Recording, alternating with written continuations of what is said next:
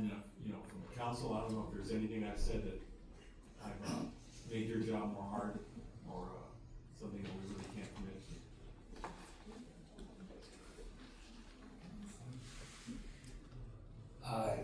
No, not at all. I think one of the purposes of our meeting today was to allow the owner an opportunity to show cause why we shouldn't commence an action against them. As you remember, at your last meeting,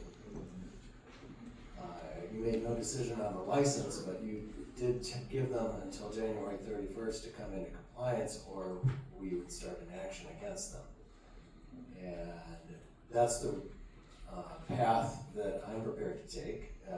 We could commence an action, but we should also start talk about the license. So there are two issues. There's the enforcement and for the code violations, and there's the license. Starting with the license, if we're not going to renew it, there should be a process. There should be a due process of either considering suspension or termination of their license. The downside of that is I don't know who that benefits. If they are operating without a license, or to enforce that, we're going to have a lot of residents leaving that community because it's not licensed.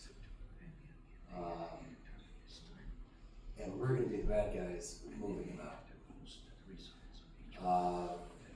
So that might require some more thought. As far as the enforcement, it is a penalty of $1,000 per day for violation of the code.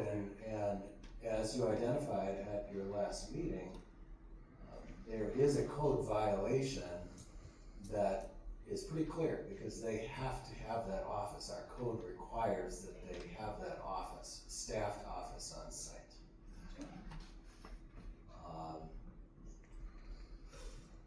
Now, typically when we go down that road of enforcement, our goal is to get them to come into compliance.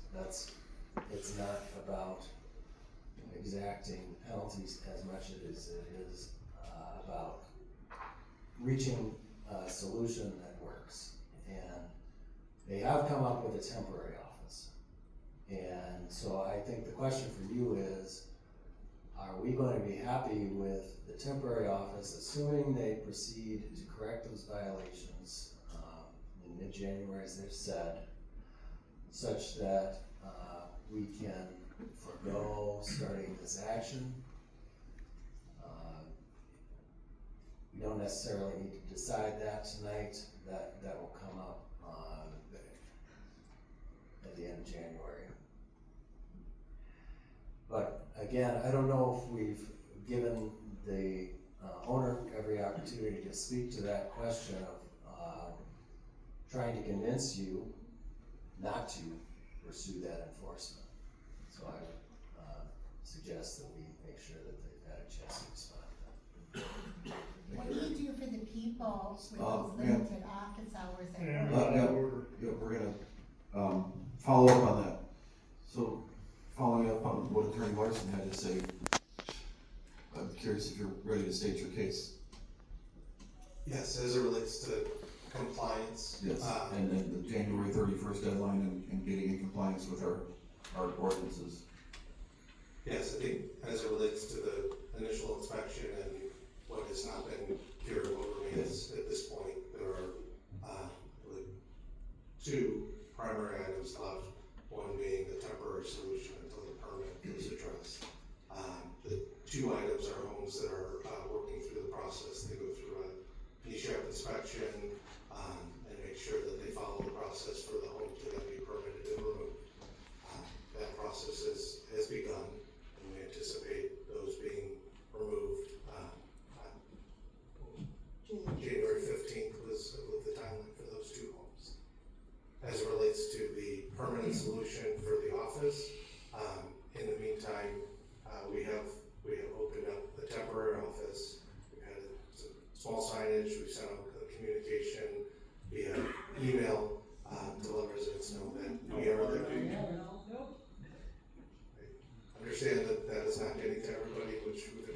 or anybody. We have a temporary solution in the meantime, presence on site. I was there earlier today, Amelia has been there, met last week and kind of walked through the space. So we have on-site presence that would be in compliant, albeit a temporary solution with set and specific hours. We have committed to and invested with bringing in a new modular office.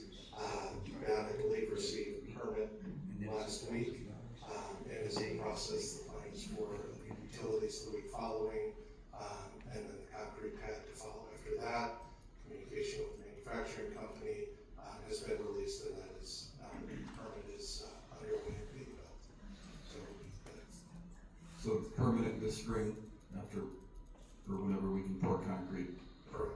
Temporary is up and running now? Correct. Can you tell me the hours again? Because it's not an office unless it's staffed. Yes. Correct, Mondays from 1 to 5, Wednesdays from 9 to 1, and Fridays from 9 to 1. We're also available by appointment outside of those hours, and if someone's not able to make an appointment, the staff can be over to Westwood with 15 minutes notice. And how do they make an appointment? They can call the number that we said before Okay. and set up an appointment with the property manager if those hours don't work for them. So the goal, or it's currently in place, the temporary office, Mondays 1 to 5, Wednesdays 9 to 1, Fridays 9 to 1. Correct, and it's located it's located in the home that's on lot 1, so it's the first home when you drive in the entrance. It's going towards the main road, sorry, I don't know the street, it's on 88, if you turn right into the community, it's the first home on the left-hand side, one of the new homes that was recently built. And the other item on the inspection list, And in terms of what's if posted, you can talk to the mic, sir. and in terms of what we have posted in there and what's stored in there and maintained in there, we comply with state statutes in terms of what are the three things that. The license, the ordinance. The license, that expires at the end of this year is in the office, as well as the Pleasant Prairie manufactured home ordinance is printed and readily available, and then the hours as well as the phone number are posted on both doors to the home. Okay. So even though we're calling it temporary, I think it meets, by definition, the requirements of a permanent office. Even though So we're it's a saying it's, temporary building, but permanent office hours. it meets the requirements of a permanent office, even though it's temporary in nature because it's gonna be replaced with that permanent. And once the permanent office is there after things are hooked up this spring, do you have an anticipated office hour schedule? We haven't developed that yet, but we anticipate it'll be more than what's staffed right now. Okay. Very good. Yes, sir. One manager for two properties. You indicated that the status of the new office will fit state statutes. I'm just flipping through as you're talking, your 2024 financials, your 10K form for your investors. I didn't go very far deep into it. Page 6 is our nice headline, Our People, Social Responsibility, bullet point number 1, residents and guests. Do you really feel that this plan that you're offering to the board here meets what you say in your own financial report, which is we work to create a comfortable and welcoming environment for everyone, residents, guests, and team members. With a culture of recognition and a reputation for excellence, our team members are empowered to take ownership in their jobs and help our customers create lasting memories. Our dedicated on-site management teams are encouraged to be ambassadors to other communities and committed to consistently delivering an exceptional experience for our residents and guests. That's in your financials. So that's what you're telling your investor. We're investing in your company. You're investing in a company that delivers those services. Do you think that answer you just gave sufficiently accomplishes that? No. That is what we set ourselves to deliver. I think it's very clear that, in hearing the customer base, that we have some tremendous opportunities to get to there with our community base here at Westwood Estates. That's an I think we understatement. outlined some steps that can start to build our path to that. That is what we deliver for the properties that we oversee and we manage. But I acknowledge from hearing from our residents, we need a better line of communication and to rebuild the trust and management. And we need to see results. I mean, it does seem that over history, the packet that we were given earlier by your residents, that goes, the inspection reports that go back multiple years with multiple complaints and concerns. You know, we've heard to the extent that the village board can take action. We know that concerns certainly to fit within the state statutes of what's allowed. Apparently nothing seems to be shaking the owners to the core enough to say, hey, enough's enough, we need to change the way we do it. Maybe it's your investors, again, going back to the same page 2. Your operating strategies, you want to operate the highest quality properties. Do you think these residents are going to say they're in the highest quality properties right now? I don't think so. We focus on properties that have strong cash flow and plan to hold such properties for long-term investment capital appreciation. Our operating investment and financing initiatives include, first bullet point, consistently providing high levels of service and amenities and attractive surroundings to foster a strong sense of community and pride of ownership. If you can't tell the village board, the states, and your residents that, you're telling your investors that, and I don't think you're living up to that. I think you need to really focus on this property and turn it around. This is, as you can tell, the anger that's being heard, you're hearing being expressed over here in the room, on all sides of the room, is this community deserves more, your residents deserve more, your investors deserve more, we all deserve more. Take it seriously, please.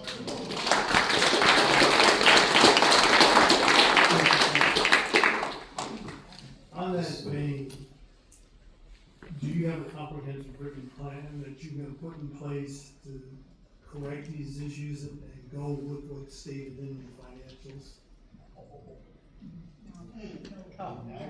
You're asking about Do you have a comprehensive written plan to follow your own financial statements about providing the facilities you state in your financial statement to make the residents feel that they're part of a community that's being taken care of?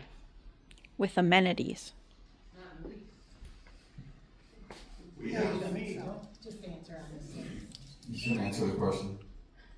we have a, regional manager guideline that they go through and work with the managers to set and follow and enforce the expectations of how we run the communities. It doesn't sound like it's gonna work. Oh my God. So are you making a new plan to make sure that works?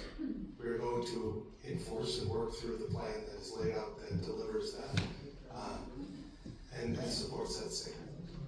By and large, that is what we do, that is who we are, and how we deliver that.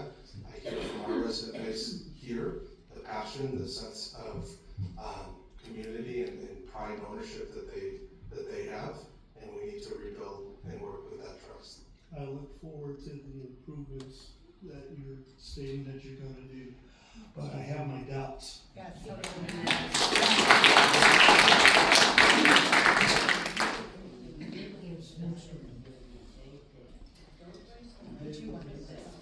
Any other questions or comments? I do have, there's been a lot of comments tonight, so I'm not gonna keep building on top of all those.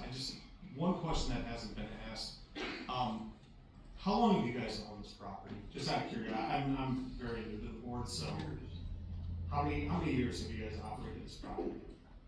It's been a little over 10 years. 10 years? Okay. Wow. You guys have 2,200 employees in your organization, right? According to your website, am I correct? It changes by given time. but- Okay, sure. We'll say 4,000, right? We'll just say that. Why can't they have one maintenance guy?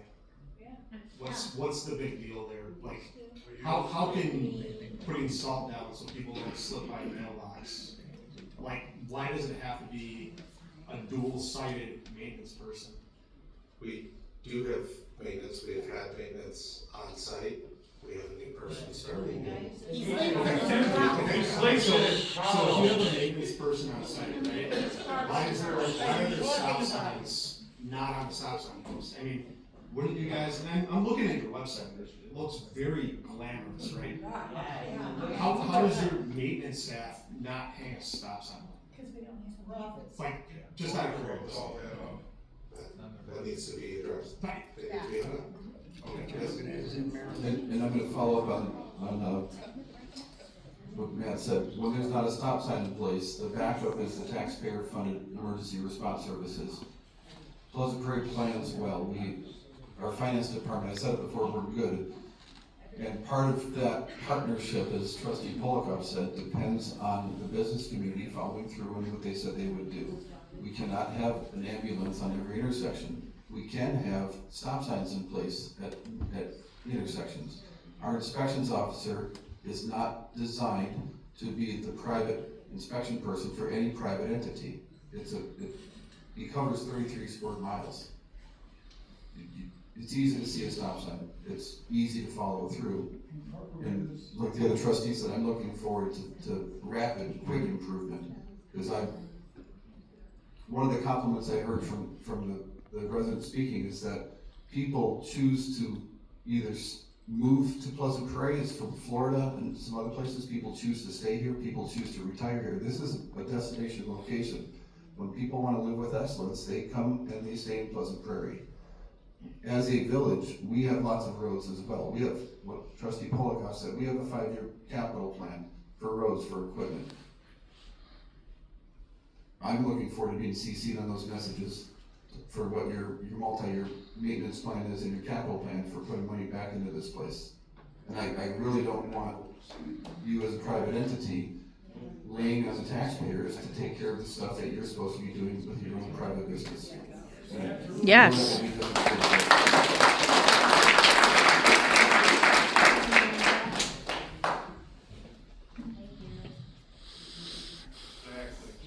Rob, what are the options?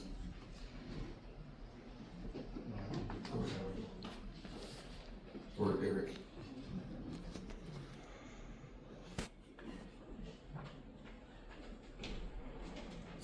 So it's license renewal time, it expires at the end of the year. And so when we're talking about the license, if you are interested in pursuing non-renewal, we should set a hearing date. And I believe there's a notice requirement that it would have to be met. It probably will not happen by the end of the year, so there'll be a gap. But there should be a hearing then to consider whether to suspend or terminate the license, if that's the way you want to go. I guess another option would be to look at the other side of it, which is the enforcement of violations. And we could pursue, there were violations. There were violations for many days. The fact that if it's true that they have corrected the office issue at present, that is a new development. There were many days where there were violations. We could pursue violations for the days that the violations took place. Under state law, we could only go back up to 2 years. But that's quite a lot of violations. We would have to prove up each of the violations. So we would need to have evidence of the violations for any date that we might pick. Attorney Larson, the first option you indicated about the non-renewal, going through the process of doing a non-renewal hearing. What happens to the residents if their license doesn't get renewed? I am concerned about that question. I have spent a little bit of time looking at that, and I don't see anything good for the residents, because if it would become unlicensed, it would have to be shut down. You know, just like if you shut down an alcohol beverage licensed facility, that means they're out of business. They don't have their license, they can't operate. So it would not look good for the residents to terminate the license. So would we be kicked out then? So, Attorney Larson, so is there a path where a license can be renewed in light of rectifying the obvious absence of an on-site office along with, how do we continue enforcing if we grant the license? How do we enforce the follow through on businesses? We could get more aggressive about, our enforcement, you know. If we find a violation, at any time, we could issue citations. Or we could bring a complaint in circuit court. That would be an option, is to just get very tough on them on enforcement. That costs money. Enforcement is a money loser for the village. Eric, am I understanding you right, if we were to choose to not renew the license, is it a case of not renewal, and we can only act on that once, or if we feel that it's gotten so egregious that we want to revoke the license? I know there's gonna be notice on those, but is that even possible to do a mid-year revocation if for some reason we just can't get compliance? Great question. I don't know that the statute calls out, or the ordinance, does it? I can't remember. I think, yeah, there is a revocation option. I guess, you know, from my standpoint, I really think revocation is probably from my personal standpoint, the last thing I want to do. And I'd really like to have compliance happen, you know, get the things that they're out of compliance on and have those happen and make sure that doesn't happen now. Past history has shown that's been difficult. And if that doesn't happen by, I think at our board meeting, we discussed January 31st. If they're not in compliance, then at that point, it'd be my recommendation that we seek an enforcement action to bring them into compliance and then, you know, allow enough latitude between the board and you to determine what that period, how far back we're gonna go.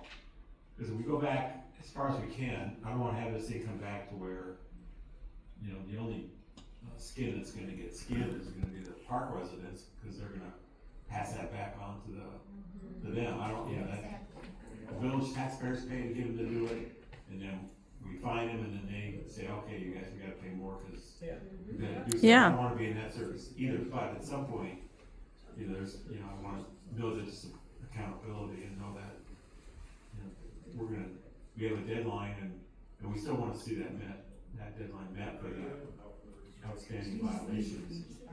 And I don't think that, I'd also like to be able to see to the extent that we can, is the issues that President Clemens has brought up and Trustee Creamer and myself, is that, you know, there's some standard operating things that's gonna, I think, help everybody's understanding what's gonna happen, and have those things occur too, as far as a plan for what's gonna happen, when it's gonna happen, and have some level of comfort. And while that isn't a violation, at some point, this thing is gonna get healed, you know, and then you're the only ones that can do it.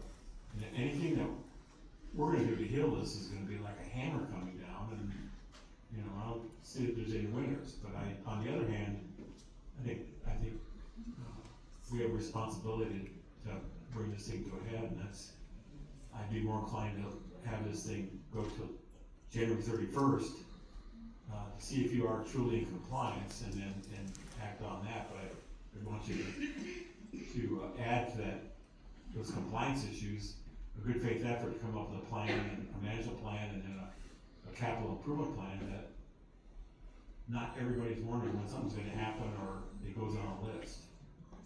I think. No more I lists. hope, given as large as your corporation is, somebody's got a plan. How this thing is getting financially carried and improved. I gotta believe there's something out there.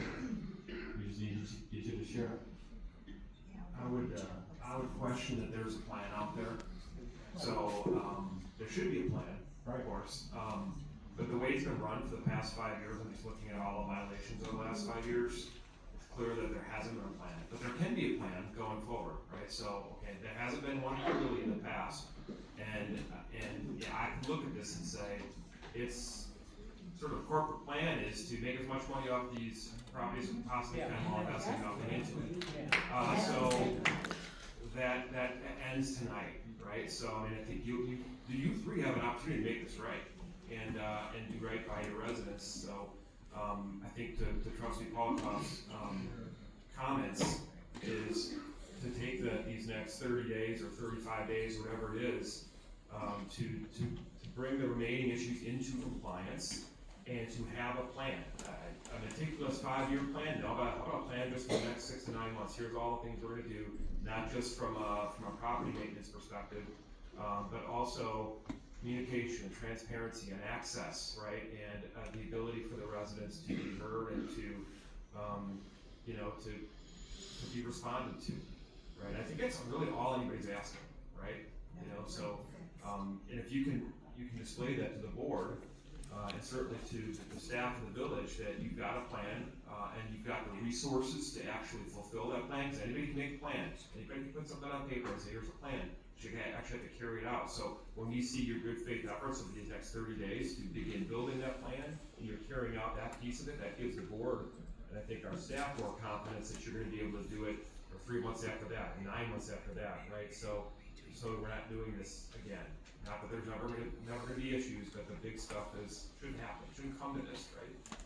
Cause it's gotta stink for you guys to be here listening to all this, but I mean, that's, they're living it every day. You guys don't live in the park, right? So I think that's the right plan, kind of how you laid it out. The question is how do we sort of affect that from an action going forward tonight?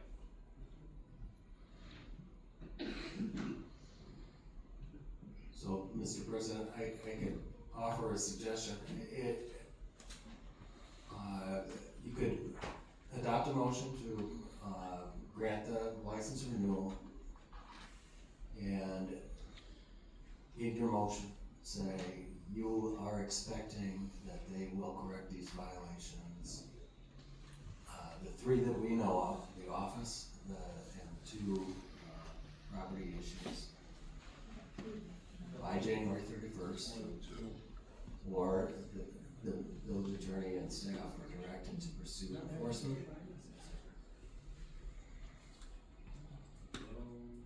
And as as we learn of enforcement issues throughout the course of this year, we will closely analyze whether to commence an action against those violations. Maybe you guys should live out there and see how we feel, maybe. No, we're gonna stay in order. So that was kind of a wordy motion, but maybe I could be a little more concise. It would be to renew the license, subject to the violations being corrected by January 31st. And have a plan. And violations that may occur during the year will be closely considered for enforcement. And I just for clarity as to the one specific issue as it relates to the office, with the office that we've established in the office hours, whether that would be considered in compliance with correcting the violation while we continue the process for the permanent long-term solution. But as it relates to compliance, whether or not the office solution that we discussed in the staffing of the office would be considered compliant as part of that. Our stance and understanding is that it is, but we would ask for clarity. Because there's 3 specific things that are noted with the office and the 2 properties. Yes. In the temporary office that's staffed. Yes. With office hours as well, regular office hours. Is that? Well, it's really up to you, and your call on whether you, what the ordinance says, and Sorry, I can jump in. The ordinance doesn't specifically define business office hours in there. It just says that the community should have an on-site management and office space available to residents. And I would think a reasonable definition of that would be a building that is staffed with regular and published and communicated hours, which has been done tonight. are we at with the two properties? The two homes? They have started the NESHAP inspection, which is the process we go through before submitting for permit. We then submit for a permit, any remedies or anything that would have to occur through the process would then occur, and then the home would be demolished or removed and the lot leveled And cleaned up? Yes. Okay. So it's not just a removal with a bunch of junk left over? No, it's graded lot and with pictures of some of the other ones. What's an estimated timeline for that? That's what we've talked about. Right now, estimated timeline is January 15th. That's right, okay. And that would be the three specific things that were noted. Those would be the three, and if we learn on the 31st that they have staffed that temporary office as they've said they had, I think my advice to staff will be that we do not pursue any further enforcement. I think that probably does satisfy the intent. If it really is a functional office, whether it's temporary or not is not the point. It needs to be a place where people know there's an office and can go and get their concerns addressed. Mr. Kane, my concern is if the board decides to go in that direction where we grant the license with possible enforcement after January 31st, and those three specific items there's been steps towards that, but my big concern is that your private business meets those very three specific things and it crosses the letter of the law. And then nothing is done beyond that until we cite you again. And that's gonna be incredibly frustrating because then nothing really changes. Because then it's, again, our tax-funded inspector doing the work of your private business. And what I'm hoping for is that you do more than the bare minimum that we tell you to do as the government. And maybe Trustee Kramer has some accuracy that the goal is just to make as much money as you can. And business needs to make money, that's fine, but there's a bunch of roads. And if you want us to come in and detail your plan, that's not what we do. We can make sure it happens, and maybe that's not part of what we're doing tonight, but I sure hope that you do more than the bare minimum, and you come back like Trustee Polikoff said, and you put together a plan, and you keep us informed, you CC the village, you follow through on your quarterly meeting with the residents, and you run it like a legitimate business, almost like what you say in your public website, that this is what you want to do. And that's separate from what we're doing tonight, because we're talking about these three specific items and whether or not we're going to renew this license. So that's my hope, and that's also my concern. Any other thoughts, comments? So I make a motion to move the approval of the mobile home license at MHC Westwood Estates contingent on the improvements that we're expecting by the 31st of January. And we'll address that in the 9th of February, next board meeting. Does that work? Or do we need to? That works. Do we need to grant the license and the enforcement is subject to?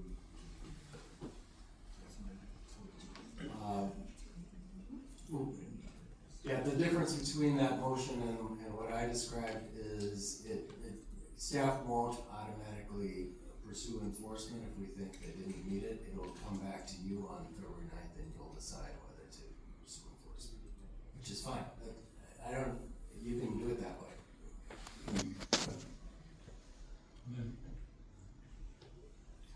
Like Jim's motion, I'd like to make an amendment though that would authorize